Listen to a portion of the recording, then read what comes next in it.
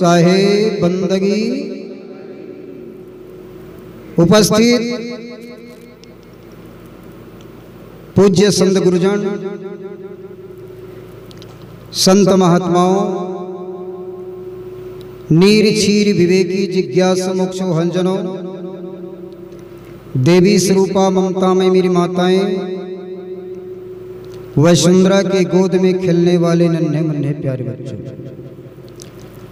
आज परम सौभाग्य की बात है कि आज गुरु पूर्णिमा की पावन अवसर में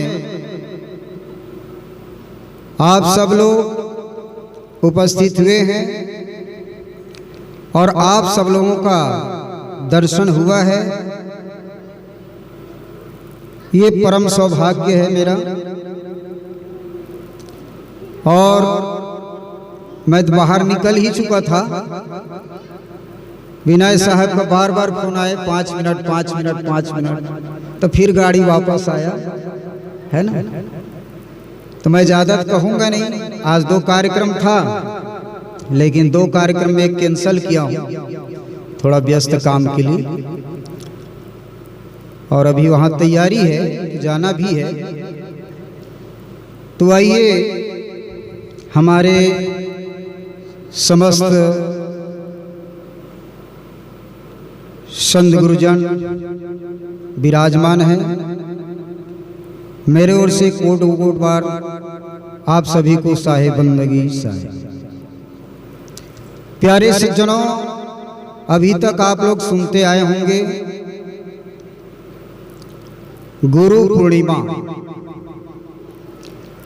गुरु का शाब्दिक अर्थ है गु अंधियार रूप प्रकाश, अंधकार से प्रकाश की ओर ले जाता है, उसे गुरु कहा जाता है। और पूर्णिमा का मतलब होता है पूर्ण हो जाना। गुरु भी पूर्ण होता है, जैसे आज पूर्णिमा भी पूर्ण है, ऐसे गुरु भी पूर्ण होता है। तो आज गुरु पूर्णिमा की पावन अवसर में सब उपस्थिति दिए हैं। वास्तव में एक गुरु और शिष्य का वास्तविकन संबंध होना चाहिए। गुरु और शिष्य में कैसे संबंध होना चाहिए? गुरु समावे शिष्य में, शीश नवावे ने,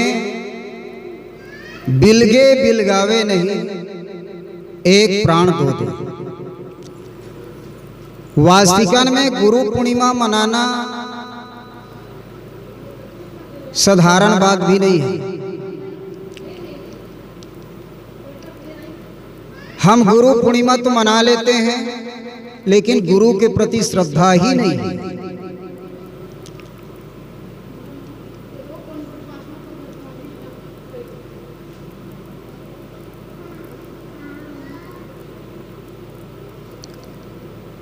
तो श्रद्धा नहीं है और हम गुरु पूर्णिमा मना रहे हैं, तो उससे कोई सार्थक नहीं होता है। सार्थक जब होता है हम गुरु के प्रति समर्पित हुए।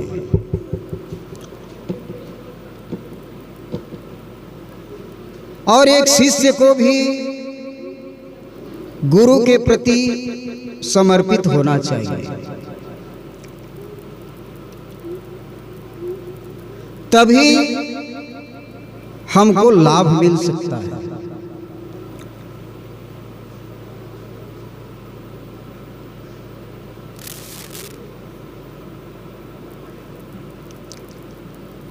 हर व्यक्ति गुरु के शरण में तो जाता है। हर संप्रदायों में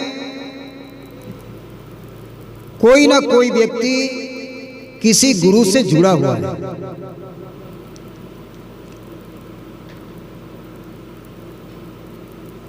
क्योंकि गुरु के बिना ज्ञान नहीं, गुरु के बिना ध्यान नहीं, गुरु के बिना आत्म विचार न लहत है, गुरु बिना नेम नहीं, गुरु बिना प्रेम नहीं, बुद्धि की प्रकाश नहीं, संशय सब रहत है।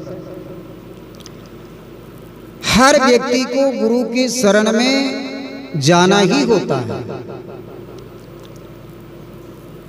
और जो व्यक्ति गुरु के शरण में जाता है तो समर्पित भाव से जाना चाहिए। आज लोग गुरु के शरण में जाते हैं, केवल फॉर्मेलिटी निभाते हैं, केवल फॉर्मेलिटी। चलो हम भी गुरु दीक्षा ले लिए, हम भी गुरुमुखी बन गए। लेकिन देखने से पता चलता है कि वास्तविकन में उसके अंदर में गुरु भक्त है ही नहीं। जिस व्यक्ति के अंदर में गुरु भक्ति जग जाता है तो सब काम छोड़ करके उसमें जाना होता है। एक आदेश का कहने का आदेश होता है, बाकी भक्त जो है उसके सानिध्य में दौड़ के जाता है। ये गुरु भक्ति के लक्षण है।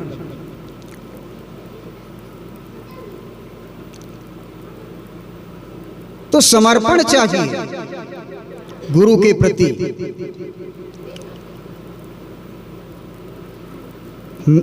इसीलिए साहब कहते हैं लगन कठिन है भाई, गुरु से लगन कठिन है भाई। गुरु से लगन लगाना कोई सरल बात नहीं है। और जब तक कि लगन आपका नहीं लगेगा तो फिर आना और जाना, जन्मना मरना ये लगे ही रहे। लगन उसी प्रकार से लगना चाहिए, मिर्गा नांद शब्द का भेदी, शब्द सुनन को जाई, और सोई शब्द में प्राण देते हैं, तन को नहीं डराई। जैसे मृगा केवल शब्द आवाज को सुनता है, और मृगा प्रेमी किसका है? एक बाजा का प्रेमी। बहेलिया कोई मृगा के लिए कोई जाल नहीं फेंकता है, बहेलिया केवल बाजा बजाता है, और मृगा उसका प्रेमी है। मृगा नांद शब्द का भेदी, नांद बाजा को सुनते हैं और सुनते हैं, कहीं भी रहते हो वो दौड़ के वही पहुंचता है जहां बाजा बज रहा है। तो बहेलिया जो है और जोर जोर से बजाता है, तो मृगा और नाचते हैं खूब, और अपने आप को खो बैठता है, उसी समय मृगा को पकड़ लेता है। ऐसे ही गुरु भक्त जो होता है वो थोड़ा ही सुनता है और समर्पित भाव से आ जाता है। साहब कहते हैं मृगा नांद शब्द का भेदी, शब्द सुनन को जाई, सोई शब्द में प्राण देते हैं, तन को नहीं डराई। उसको डर नहीं है ना भय नहीं, क्योंकि वो गुरु के प्रति समर्पित है।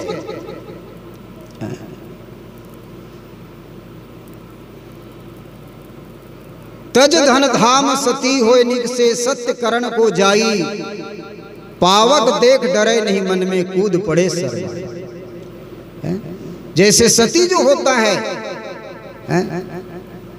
अपने पति के साथ ही मर मिटते हैं, लेकिन अन्य पति भाता नहीं।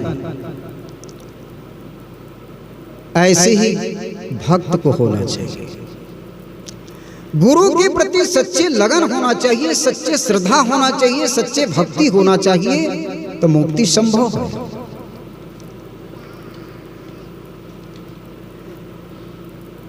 अनेक उदाहरण दिया साहब ने। पपीहा स्वाति बूंद की आशा, पीहा पीहा रट लाई, और प्यासे प्राण जाए क्यों नहीं अभी, और नीर नहीं, है ना। जैसे पपीहा जो पक्षी होता है केवल स्वाति नक्षत्र का बूंद ग्रहण करते हैं, भले वो प्यास मर जाए लेकिन वह जो है अन्य पानी पीता ही नहीं। ऐसी कोई भक्त हो जाए तब उसका बेड़ा पार हो सकता है। इसलिए साहब कहते हैं लगन कठिन है भाई, गुरु से लगन कठिन है भाई। लगन लगाए बिन काजन सरी है, जीव पर ले तर जाए। जब तक कि गुरु के प्रति समर्पित ना हो, आस्था ना हो, विश्वास ना हो, तो हम कहीं भी कुछ करते रहे, कहीं भी जाते रहे, फल नहीं मिलता। तो हमको समर्पित होना चाहिए। कहें कबीर ऐसे लौलावे, कैसे लौलाना चाहिए? मृगा जैसे, पपीहा जैसे, सती जैसे, सूरवीर जैसे। जैसे सूर लड़ाई के मैदान में चले जाते हैं और मरने जीने की चिंता नहीं करता, वो टुकड़ा टुकड़ा क्यों ना हो जाए, लेकिन पीठ पीछे नहीं दिखाता है। और पीठ पीछे दिखाता है, उनको कहते हैं कायर, और कायर व्यक्ति का कभी नाम नहीं होता है। सूरवीर लड़ते लड़ते मर गया तो भी सूरवीर है, विजय हो गया तो भी सूरवीर है। यही बात साहब कहते हैं, कहें कबीर ऐसे लौलावे तो सहज मिले गुरु आई, गुरु से लगन कठिन है। ऐसे लौ होना चाहिए, ऐसे अनुराग होना चाहिए, ऐसे प्रेम होना चाहिए, तब तो गुरु पूर्णिमा मनाना सार्थक होगा। अब हम गुरु के पीछे लगे हैं, कह लिए कि गुरु बना दिए, और गुरु कुछ कह के लिए बुला लिए, तो मेरे पास समय नहीं है ना। मैं ज्यादा तो देखने से यही पता चलता है कबीर पंथी की संख्या बहुत कम है ना। किस तरह से कम है? आंकड़ा से नहीं। छत्तीसगढ़ में 40 लाख कबीर पंथी है, हम लोग आंकड़ा लगाए हैं रजिस्टर भेज के, 40 लाख कबीर पंथी है। लेकिन आस्था में, भक्ति में बिल्कुल जीरो।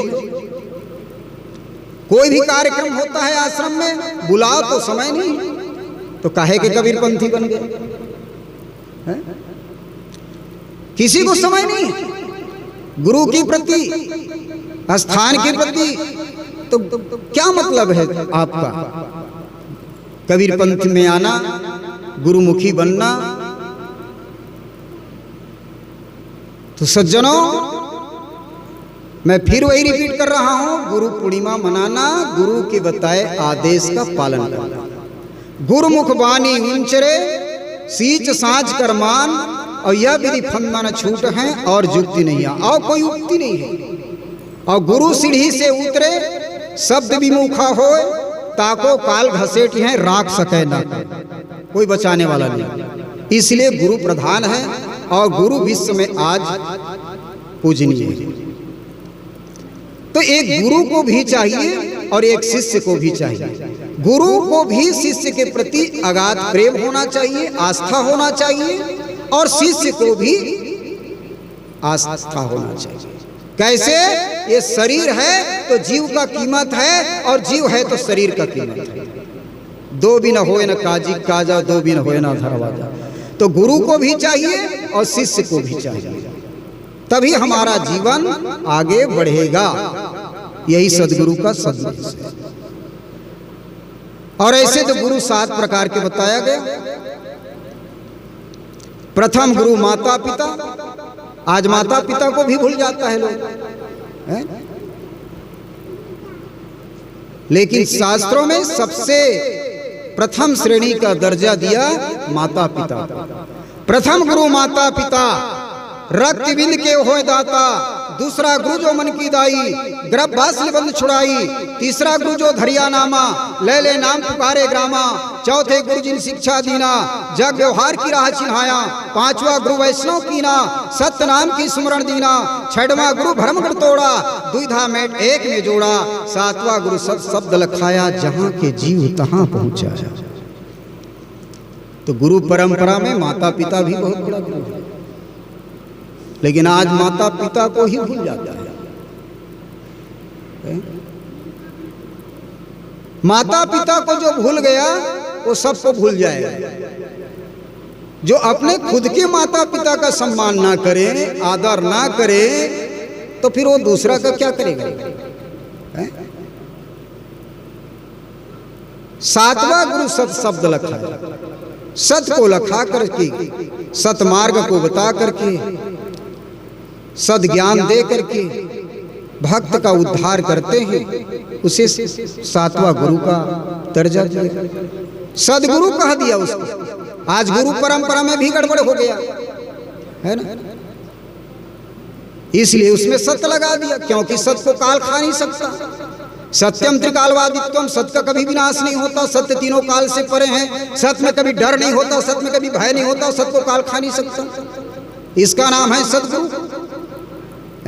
लेकिन आज तो रोज झूठ बोला थे और सदगुरु बने बैठे हैं। अपने आप को सदगुरु समझते हैं और रोज झूठ बोल रहा है, प्रपंच कर रहा है। तो ऐसे सदगुरु थोड़ी होता है। सदगुरु के अंदर में कोई दाग नहीं होता है। आज कितनों सदगुरु जेल के हवा खा रहा है, वो भी सदगुरु बैठा है।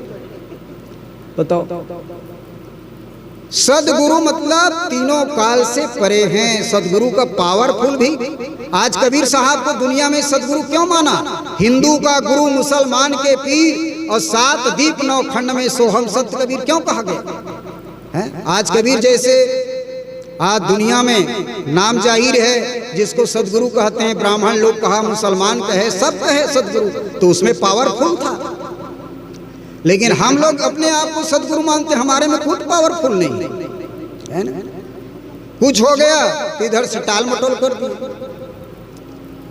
तो कहने का मतलब 7वां गुरु सत शब्द लखाया, जो सच्चा होगा हर चीज में मनसा वाचा कर्मणा से, उसको सदगुरु का दर्जा दिया। तो आज गुरु पूर्णिमा की पावन अवसर है और आप सब लोग उपस्थित हुए हैं और मेरे को दर्शन करने का सौभाग्य प्राप्त हुआ है।